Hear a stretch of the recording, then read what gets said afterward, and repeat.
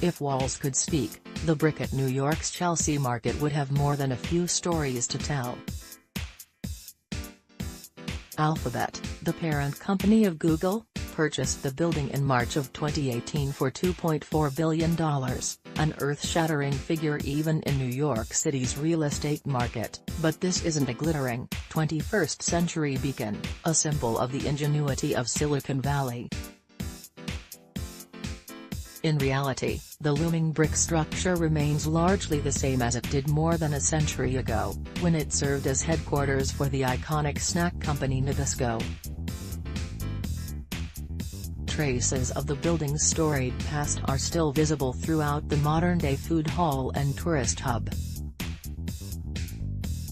Faded murals depict Oreo sandwich and the iconic "You Need a Biscuit" boy in his emblematic yellow slicker and rain hat holding a tin of biscuits, a nod both to Nabisco's innovations in packaging. Unita was the first pre-packaged biscuit, thanks to patented inner seal technology, and advertising. It signaled the first multi-million-dollar ad campaign. Although New York has a richer history than any other American city, it does very little to preserve or memorialize its past, says John Bayek, professor of history at Western New England University, where he teaches a course on New York City history. But New York does not simply bulldoze history, at least not when something can be repurposed, and the new Google building represents another stage in the city's history, as industrial was replaced by the service industry, which will be replaced by the tech industry. The building got its start in 1890 after a number of local bakeries merged to create the New York Biscuit Company and constructed an array of 6-story Romanesque-style bakeries. Designed by Roman and Stever, they were built along 10th Avenue between 15th and 16th Streets in the city's Chelsea neighborhood, named after the estate that stood on that land in colonial times. In 1898 the company amalgamated once again, this time with its Chicago-based competitor, the American Biscuit and Manufacturing Company. They called their new venture National Biscuit Company, which supporters called Nabisco and opponents labeled the Cracker Trust, according to historian Mike Wallace in Greater Gotham, A History of New York City from 1898 to 1919. Over the course of the next year, Nabisco, led by the fastidious co-founder and future company president Adolphus W. Green, worked tirelessly to introduce a new product that would set their freshly created company on the path to success. That product? Unita Biscuits. Green, a workaholic to the extreme, was something of a prescient businessman and understood the importance of freshness, consistency, branding and advertising long before they were the norm, and the marketing of Unita Biscuits reflected his approach. To go along with their new production goals, Nabisco staff architect Albert G. Zimmerman designed additional baking facilities adjacent to the original New York Biscuit Company bakeries, and soon added 4 fireproof structures, 2 of which were solely devoted to baking Unita biscuits, while another was for Nabisco sugar wafers. The new complex opened with great fanfare. When the Unita Biscuit plant had been completed in New York City in May 1899, National Biscuit Company employees had proudly paraded through the streets, boasting of the opening of the biggest bakery ever, wrote William Kahn in Out of the Cracker Barrel, the Nabisco story from animal crackers to Zuzus. A platoon of mounted policemen cleared the way for the procession, headed by the 23rd Regiment Band and followed by no less than 112 gaily decked horse-drawn bakery wagons, each bearing the words Unita Biscuit. There were floats, too, one representing the famous Ferris wheel with huge Unita Biscuit boxes for cars. Another carried an immense parrot, 9 feet high, holding in one of its talons a proportionately large Unita biscuit. In 1906 Nabisco moved its corporate headquarters from Chicago to New York City, the country's financial center, and as demand for its products grew, so did their facilities.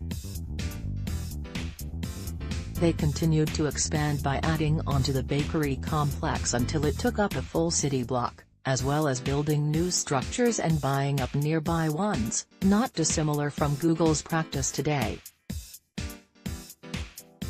Green's penchant for innovation and micromanagement spilled out into building design.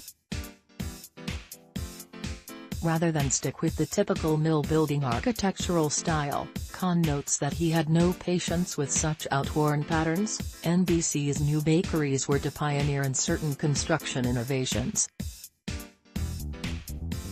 He would hound his engineers for new ideas that would create a neater and more orderly appearance. When its network of Chelsea neighborhood bakeries was momentarily finished in 1913, the same year the Ford Motor Company began using moving assembly lines in its car production, Nabisco laid claim to the world's largest bakery. With 114 bakeries and a capital of $55 million, the corporation transformed cookie and cracker manufacturing, writes Wallace. National Biscuit Company. Building, Library of Congress, but, like the company itself, the New York facilities had to constantly shift to meet the needs of the marketplace. In the 1930s, Nabisco altered the buildings to accommodate the freight railway that now went right through the building, which had the benefit of allowing direct access to train deliveries. It was probably the only factory at the time constructed to permit a New York Central Railroad train to actually run through the plant to pick up and deliver freight, points out Kahn.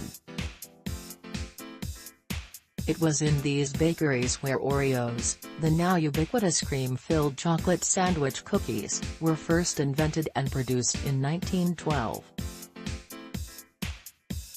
A stretch of 9th Avenue was even designated Oreo Way in 2002 to honor what could easily be described as a momentous occasion in culinary history. Popular from the get-go, it is still the second best-selling cookie in the United States today. In a short piece from the March 14, 1931 issue of The New Yorker, author E.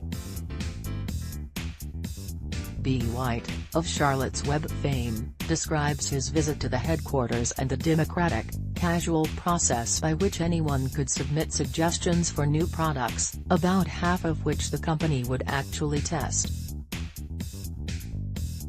A baker makes up a trial batch of the new model and sends them upstairs, where they are placed in an open rack by the water cooler, wrote White.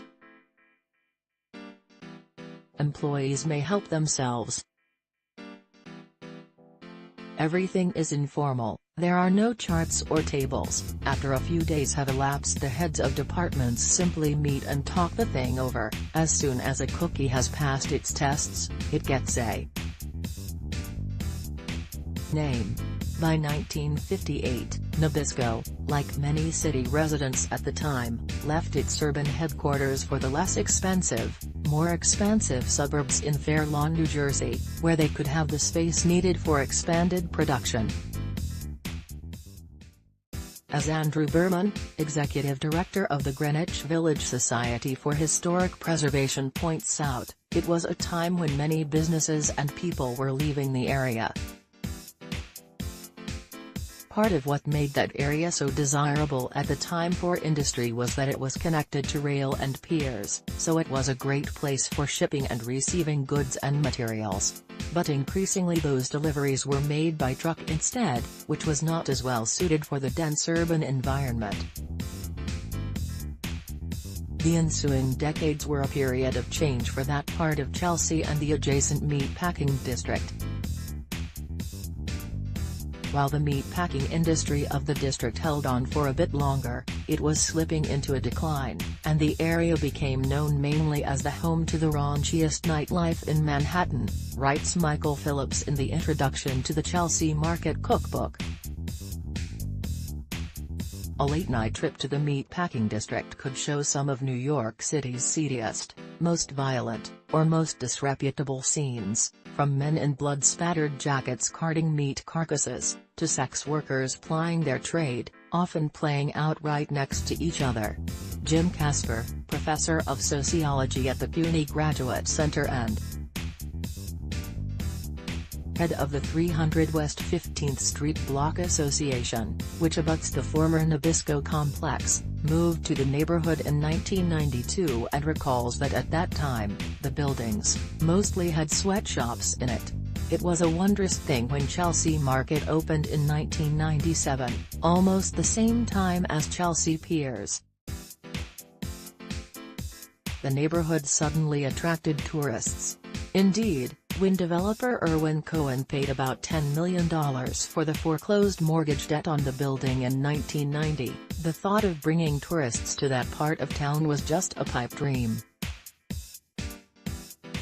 When I came here, the history of the building, there were 3 murders in the basement, Cohen described in a 2005 interview with the Center for an Urban Future. You couldn't walk here. It was controlled by prostitutes 24 hours a day. Chelsea Market opened in 1997 with many of the same anchor stores that remain today, like Amy's Bread, Ronnie Brook Dairy, and the Lobster Place.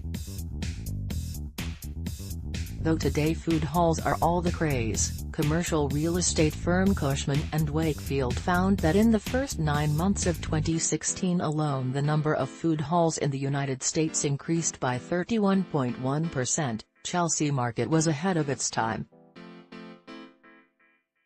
When it first opened, people thought it was a crazy idea to take this hulking old building at the north of the meatpacking district, not a chic area by any means at the time, and try to turn it into this trendy food hall, says Berman. A lot of people scoffed at the idea. And they were wrong. It was tremendously successful, one of many motors for really transforming that area into the destination it is now. Today Chelsea Market, now an indoor market and food hall frequented by tourists and locals alike, attracts some 6 million visitors a year. Ushered in an era of transformation and gentrification to the neighborhood as other developers rode on Cohen's coattails, scrambling to bring in high-end stores, restaurants, hotels, and attractions like the adjacent High Line, a 1.45-mile stretch of abandoned elevated train tracks that has been turned into the city's most visited destination. A report by the NYU Furman Center found that rents in Chelsea more than doubled between 1990 and 2014. Much like its early days, the 1.2 million square foot property is still home to a number of bakeries, but Chelsea Market's roster of tenants also includes restaurants, shops, and offices like Food Network, Major League Baseball, and, as of 2007, Google. The company, which has well over a dozen offices in the U.S. alone, purchased the building across 9th Avenue in 2010 after being tenants there for 4 years, and has been leasing more and more space in Chelsea Market as it became available. So it's no big surprise that they'd take the next step in the relationship. The Chelsea Market building sign and the sign for Google's New York City headquarters. Google Incorporated has finalized the $2.4 billion purchase of New York City's Chelsea Market building, the former Nabisco factory, on Tuesday. AP photo/Richard Drew, Alphabet/Google claims that little will change with the purchase, as the previous owner, Jamestown Properties, will retain Chelsea Market branding rights and will continue to manage the food hall. This purchase further solidifies our commitment to New York, and we believe the Manhattan Chelsea Market will continue to be a great home for us and a vital part of the neighborhood and community, writes David Radcliffe, VP, Real Estate and Workplace Services in a company blog post. He promises little or no impact to the community and tenants of the building. One of the main questions up in the air is whether Alphabet will build on top of the existing 11-story structure. After years of battle between locals and Jamestown Properties, plans to upzone Chelsea Market, meaning to allow for further development, were passed in 2012, but have yet to be acted upon.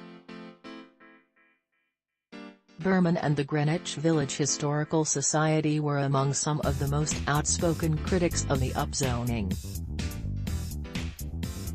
"I am concerned that as time goes on the elements of Chelsea Market that were supposed to be preserved and protected, including predominantly independently owned food purveyors, is not going to stay that way," says Berman. "Not because I have any particular suspicions of Google, but as the area continues to change it might be more useful to them.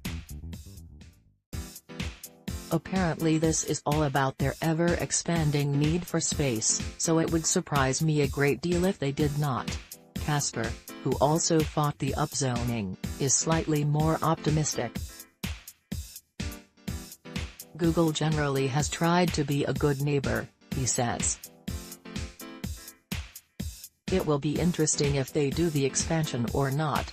Manisa Maharawal, an assistant professor of anthropology at American University and native New Yorker, has a more pessimistic view. "Based on my research and the work of the Anti-Eviction Mapping Project on evictions, housing and gentrification in the Bay Area, Google and the tech industry as a whole has not been a good neighbor," she says. In fact, as the San Francisco Google bus protests pointed out, their presence in the region has contributed to the housing and affordability crisis, something they have not taken responsibility for or worked with housing groups to mitigate. Whatever the expansion brings, it will be just another step in a long line of innovation, transformation, and gentrification at this part of New York City.